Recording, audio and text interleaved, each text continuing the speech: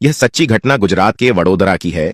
वडोदरा में 3 लोगों का एक परिवार रहता था, जिसके मुखिया का नाम राजेश था, जिनकी उम्र लगभग 50 साल के करीब थी, और उनकी पत्नी गीता देवी, जिसकी उम्र लगभग 35 साल के आसपास थी, और उनका बेटा जिसका नाम राहुल था, जिसकी उम्र 22 साल के करीब थी। पति पत्नी की उम्र में काफी डिफरेंस था। जो राजेश था वह उम्र के ऐसे पड़ाव पर था जहां पर सारी चीजें चाहकर भी वह कुछ नहीं कर सकते थे।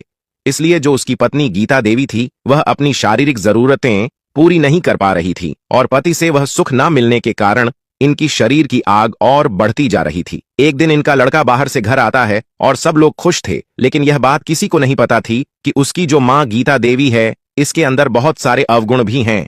राजेश को यह बात पता रहती है कि यह किस किस्म की औरत है, लेकिन वह चाहकर भी कुछ नहीं कर पाते थे।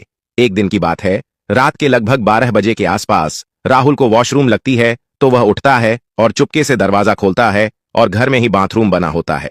वह बाथरूम में जाकर आता है, और जब वह वापस आता है तो उसको पास वाले मां के कमरे से अजीब तरह की आवाजें सुनाई देती है। आवाजें ऐसी थीं कि जैसे किसी को बहुत बड़ी सुख का अनुभव हो रहा हो। राहुल धीरे धीरे उस कमरे की तरफ बढ़ते हुए सोचने लगा कि इतनी रात को जब पूरा घर सो रहा है, तब आखिर मां क्या कर रही है। फिर कमरे के एक किनारे पर खिड़की थी जिसमें हल्की सी दरार थी, तो राहुल ने झुककर खिड़की से अंदर की तरफ देखा तो उसकी हालत खराब हो गई। उसने देखा कि गीता देवी यानी उसकी मां बिस्तर पर आपत्तिजनक अवस्था में थी, और उसके हाथ में एक बैंगन था। यह दृश्य देखकर राहुल हक्का बक्का रह गया। फिर उसके मन में भी हवसी शैतान घुसने लगा। उस दृश्य को देखकर राहुल को खूब मजा आने लगता है। उसके बाद अपने बिस्तर में जाकर लेट जाता है। अब उसको नींद नहीं आ रही होती है। अब उसके मन में अनेकों प्रकार के विचार आ रहे थे। वह खुली आंखों से सपने देख रहा था। इसी तरह लगभग 1 घंटे का समय बीत जाता है। 1 बजे के आसपास अचानक से दरवाजा खटखटाने की आवाज आती है, तो वह सोचता है कि इतनी रात को कौन है। फिर वह दरवाजा खोलता है और देखता है कि उसकी मां एक ब्लू कलर की नाइटी पहन के आई है। तभी उसकी मां गीता देवी उससे पूछती है कि क्या हुआ, राहुल, नींद नहीं आ रही है क्या? तो वह कहता है, नहीं मां, अभी उठा था वॉशरूम के लिए, नींद आ रही है, अभी बस कुछ सोच रहा था। फिर उसकी मां राहुल के पास जाकर बैठ जाती है और एक दूसरे से बातें करने लगते हैं। बातें करते करते कुछ इस कदर बातें होने लगती हैं कि लगता ही नहीं कि यह मां है और यह बेटा है। वह राहुल को खुल के सारी बातें बताती है कि तुम्हारे जो पिताजी हैं किसी काम के नहीं है, उनकी वह अवस्था हो गई है, और तुम मेरी भी उम्र देख ही रहे हो, तो कभी कभी इच्छाएं होती हैं, और इच्छाओं को पूरी करने के लिए हमें किसी और चीज का सहारा लेना पड़ता है।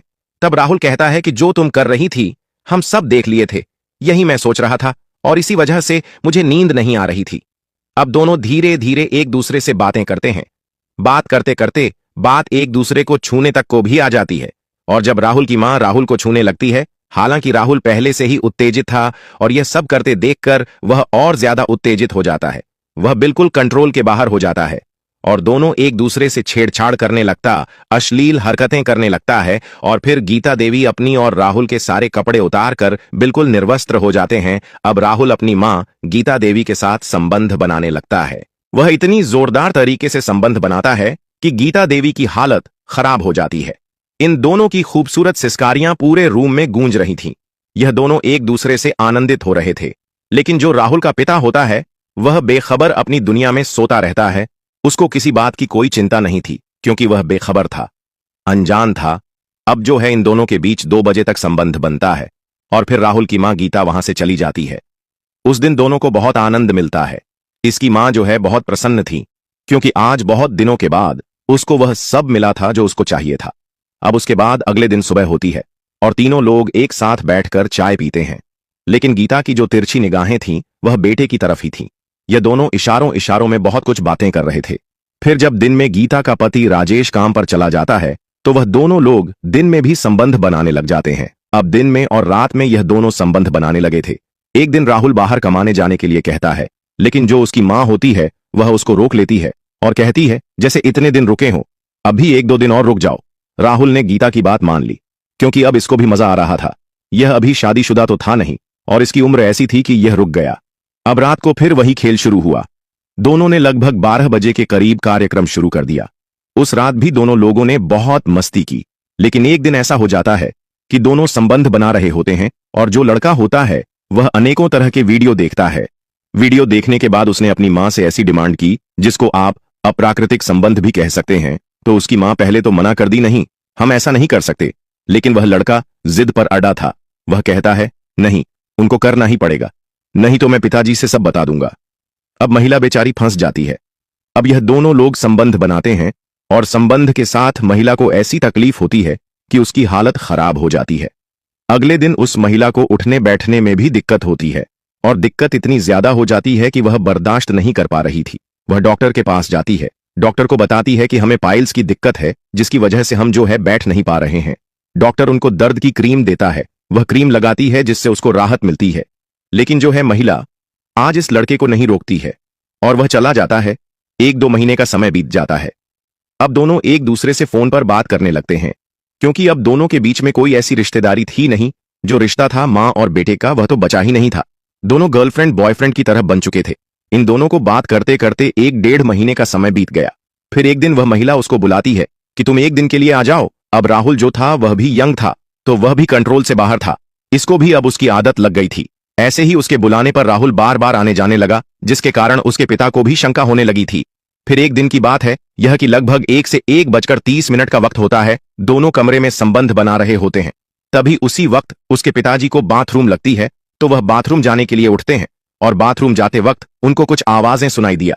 ये आवाजें उनके बेटे के कमरे से आ रही थीं, तो उनको शंका हो जाती है कि आखिर मामला क्या चल रहा है। वह जाकर के देखता है और बाहर से वह दरवाजा खटखटाता है, तो यह लोग डर जाते हैं कि अब क्या करें, किसी तरह से दरवाजा तो खोलना ही पड़ेगा। फिर 2 मिनट के बाद दरवाजा खोलते हैं तो दोनों कपड़ा वगैरह पहन के निकलते हैं। फिर उसके पिताजी राजेश का शक तो पूरा हो जाता है, क्योंकि वह सोचता है कि इतनी देर तक आवाजें आ रही थीं और अब शांत हो चुकी है। तभी राजेश अपनी पत्नी से पूछता है कि यहाँ क्या कर रही हो, तो वह कहती है कि इसको थोड़ी सी तकलीफ हो गई थी, इसका सर दर्द हो रहा था, तो मैं तेल लेकर के आई थी और इसको लगा रही थी।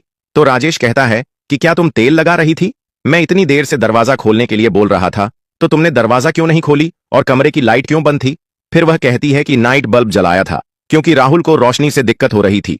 वह बहाने बना रही थी, लेकिन उसके पति राजेश को शंका हो जाती है, तो वह उसे धमकाकर पूछता है कि बताओ सच क्या है। डर के मारे गीता ने अपने पति को सब कुछ सच बता दिया। उसी समय राजेश सुनकर हैरान रह जाता है और चुपचाप अपने कमरे में जाकर लेट जाता है। अगले दिन सुबह राजेश अपने बेटे को घर से बाहर निकाल देता है और कहता है कि आज के बाद इस घर में तुम बिल्कुल मत आना, नहीं तो मुझसे बुरा कोई नहीं होगा। राजेश कहता है कि मैं नहीं चाहता कि मेरी बेइज्जती हो, क्योंकि मेरी इस समाज में इज्जत है और तुम मेरी इज्जत को खराब मत करो और चुपचाप यहां से निकल जाओ। दोबारा यहां मत दिखना, नहीं तो मैं सारी बात पुलिस को बता दूंगा। वार्निंग देकर राजेश उसको वहां से भगा देता है। लड़का भी समझ जाता है कि अब मामला यहां से गड़बड़ होने वाला है। वहीं से दोनों अलग हो जाते हैं, लेकिन कभी कभार वह बाहर मिलते रहते थे। हालांकि मिलने का सिलसिला फिलहाल बंद नहीं हुआ, लेकिन जो इस कदर सिलसिला चल रहा था वह खत्म हो गया। एक बहुत बड़ी घटना होने से बच गई थी, नहीं तो शायद हो सकता था इसका परिणाम बहुत बड़ा होता। तो दोस्तों, समाज में कब किसकी नीयत किसके ऊपर खराब हो जाए, ये कोई कहने वाली बात नहीं है। कलयुग का प्रभाव आजकल बहुत देखने को मिल रहा है। दोस्तों, हमारा इस कहानी को सुनाने का मकसद किसी का दिल दुखाना या किसी को परेशान करना नहीं है, बल्कि आपको सचेत और जागरूक करना है।